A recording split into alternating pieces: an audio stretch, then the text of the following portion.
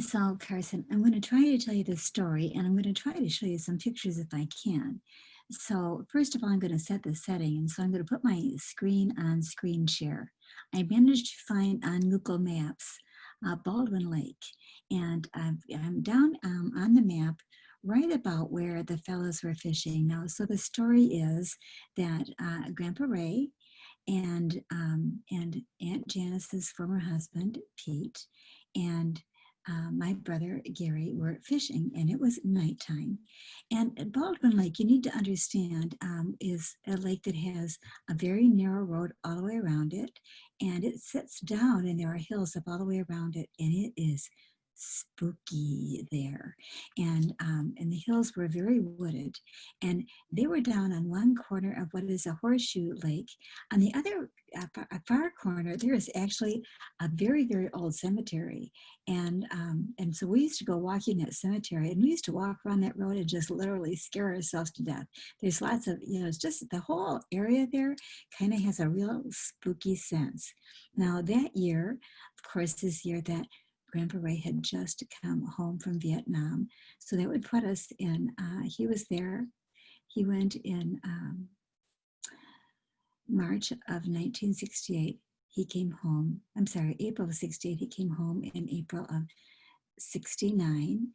And so that would have, we probably went to Greenville then. It might have been June or July of 1969. So that puts us in the time of it. So he was a very young man then. At that time, I was not even 20. So he was, I might have been just turned 20. Yeah, I was born in 49. You do the math. Anyway, so that tells us what kids we all were.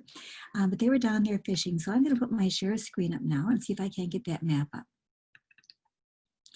So this is, I'm going to zoom out of it. Oop, can't get it. Let's see if I can zoom out if I can. Not going to let me. Baldwin Lake is sort of in the Grand Rapids area. And this is the map of the lake all the way around here. This is sort of a beach area here. My grandpa's cottage was located back in this area. The fellows had walked down the road and they were fishing right about here. Now, I'm going to see if I can get us back into this. Right here. Okay, here we are, and this is where they were fishing. So if we look up here, we can kind of look up the hill. Now, there are now houses back in here. But that time there were no houses, but you can see it's very dense woods. And you go around here and you can see the lake. It's a beautiful lake. Woods all around. Lots of lily pads, lots of great fishing down at this end. And so you sort of kind of have to fish between the weeds. And at nighttime, so there's little cottages all around, very quiet, beautiful lake. And this is the narrow road that they would have to walk on. No street lights, nothing like that. And at that time, when cars would drive down this road, they would have to kind of pull over on the side of the road and make way for the other car. They have now made this into a one-way road. You can come in and you have to drive all the way around the lake and to come back out again. But this kind of gives you a sense of where they were standing when they were fishing. Let's go down the road just a little bit farther, because I think they might have actually been almost at the curve here at the lake to do their fishing. So right down in here. Now I'm going to go just a little bit further so we can see the lake. Now there used to be at this place, right here, a cottage that was built really literally right along the shore right here. And she was almost built right out onto the lake. And she had a screen porch and was really rickety that was built right out over the water.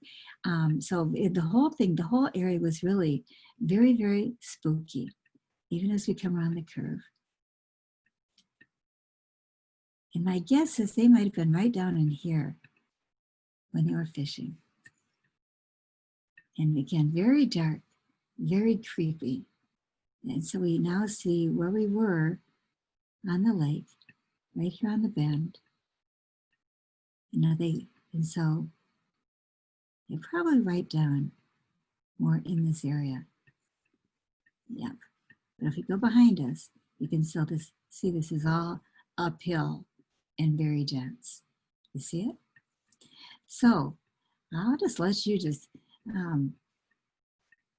keep on listening. I'm going to turn this off, share a screen. So there they were, and they were out there fishing, and then they heard a noise. Now, Grandpa Ray, he's very familiar with woods, and he's very familiar with woods at night. He always gets up when he goes hunting while it's still dark, so he can be there when the deer come out at nighttime.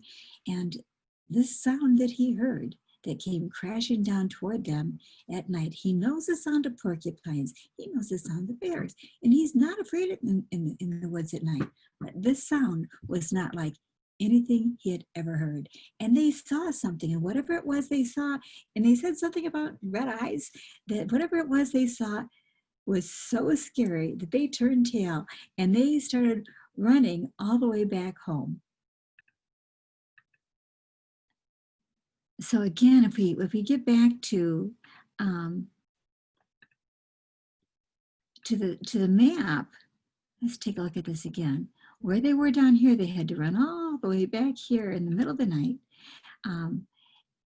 and come up this road. And I'm hoping as we get back here that there might be some pictures of where my grandpa's cottage was. Let's see. I would love to see it again. So if you turn right here, this is Mills Park Road. Now this used to be all a sand road. You could hardly walk up this road. These cottages are all the same cottages, somewhat more rebuilt, but there were no streetlights in here. You had to run with flashlights in your hand up Mills Park Road.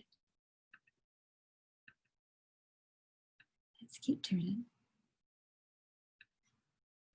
And here on this hill, there it is. It looked nothing like this.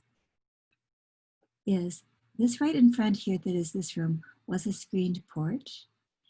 This was a very steep hill. We used to park our cars on this steep hill. But all of this front was just a screen porch, and behind was a cottage, and this was called the house that Jack built. And all of this was very dark woods that we were afraid to go behind. But this is where my grandpa's cottage was.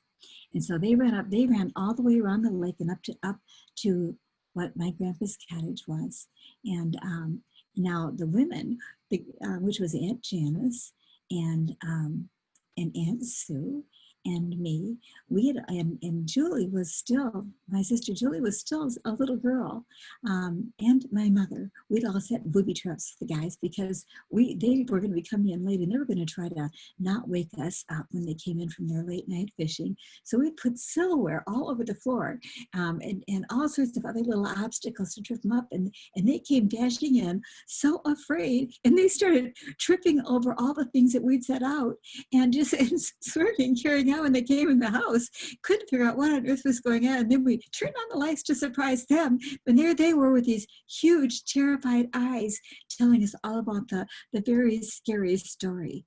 And it wasn't until probably 10 years later when we read in a newspaper, I think it was, it's just something entitled Michigan Legends about the Greenville Monster, and explained exactly what it was that they had seen that night.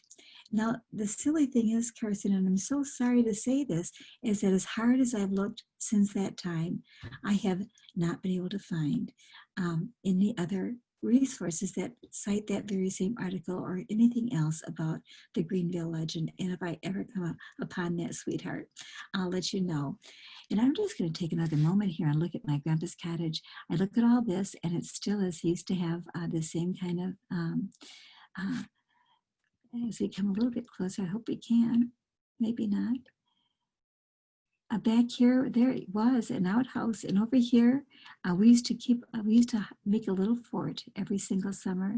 And as we come down this little road back here, there was a farm, and I had a very dear friend that lived back here in this farm, and there was a big patch back here where we would go and pick blueberries when I was a little girl. I have not been back here on this road in decades. So it's really fun now, the technology we have. Now, if we come back around this way, this was the other way out. So I'm just going to go back here. And my mother's best friends lived down this road. And I had childhood friends that I would visit during the summer too. So we're just going to go head back out. And these were all summer cottages when they were originally built that people from Detroit used to drive all the way to Detroit and go to their summer homes. And now we're back out at the lake. So anyway, I hope that that's enough for you. And again, we're back on that little one-way road. And this is heading back out the way we used to go. You can't go this, you have to go the other way around now to get out. But we would walk around this lake when we were here every single day. It would take us about 2 to 3 hours to do the entire walk as children. There you go. This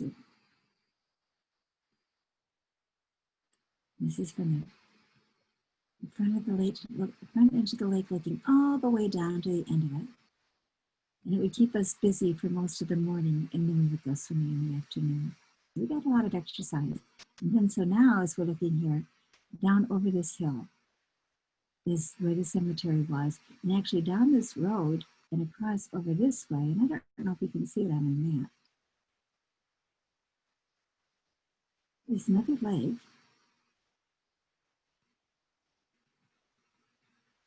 I think this is it right here, that is extremely deep, and it's very muddy. And so the names of these, I don't remember the original name of it, but they used to call it Fatal Lake because they couldn't find the bottom of it. And lots of legends about that lake. And so again, this whole area had such a sense of spooky about it that even walking around it, we would give ourselves chill bumps walking around this back corner of the lake down here where I'm taking you right now. When we were smaller and didn't need her to, a little unstable, didn't need her to guide us. There's a little bridge over here. Okay, here's the cemetery is up behind these trees. And again, the Fatal Lake is right behind that. And so we get down to this area, and these are some cottages up high on the hill. It is truly a beautiful lake. And I often will look at property that is still for sale on this side of the lake. And one of my secret dreams is to build a house out here and spend some of my last days in this lake because it's so beautiful and quiet. They don't allow noisy motorboats. I learned how to row a boat on this lake. And you can catch the biggest turtles in this lake. And also every summer I would always catch painted turtles. So anyway, hoping that's what you were looking for. Love you, sweetheart.